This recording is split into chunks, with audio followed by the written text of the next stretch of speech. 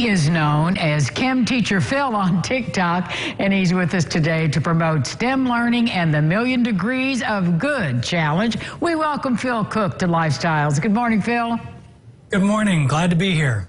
Well, I'm glad to talk to you about STEM. We hear so much about STEM learning. For the folks in our audience who don't know what that stands for, can you kind of walk us through? Yeah, so STEM stands for science, technology, engineering, and math. And the reason why you probably hear about it so much is because if you look at job growth, like where our young kids who might be very young now going to grammar school, they're going to grow up eventually, and they're probably going to go into a STEM-related field. So it's really, really important for us to get them engaged in activities early on when they're most curious that enhance their problem-solving and critical thinking skills. And STEM is all about critical thinking and problem-solving. Well, I see you're surrounded by some very colorful objects. What sorts of learning tools are they? Well, there's one learning tool in particular I like to focus on. These are Pilot friction pens. They're great, normal, everyday use pens, but they have a hidden, nerdy science interior because they use thermosensitive ink.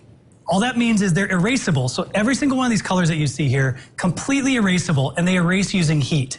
So that's thermosensitive ink that they use to make them erasable. And what that means as a chemistry teacher, you can do not only have them take notes and write a book report, you can also have them do all kinds of really cool science experiments looking at how heat moves between objects, or if something gets really, really hot, because the ink will change and disappear if it gets beyond 140 degrees Fahrenheit. Well, that's so exciting. So that sort of leads us into then the Million Degrees of Good Challenge. Explain that to us, Phil. Yeah, so the Friction for Good Challenge is all about keeping STEM accessible, meaning we want to make sure that there are activities that anybody can use free of charge. We want to give as much access to people to have STEM experiences, especially early on when they're most curious. So to that end, there's a couple of ways that people can participate in the Friction for Good Challenge. The first is by buying 10 and 16 packs of friction color sticks. Color sticks look like the one I'm holding in my hand here. You can get them from Target and Walmart and Amazon. And 25% of the profits from each of those sales between now and November 8th are going to be donated by Pilot to Girls Who Code. That's the first way that you can have an impact in STEM education. The second way is by creating some content using Pilot friction pens and posting it on Instagram or TikTok and adding the hashtag Friction for Good. That's Frixion for good. Add that hashtag onto any Instagram post or in-feed post or TikTok between now and November 8th, and Pilot will donate $5 for each post that has that hashtag, up to $60,000 to Girls Who Code. Two easy ways to actually have a pretty big impact on STEM access to educational materials in your neighborhood.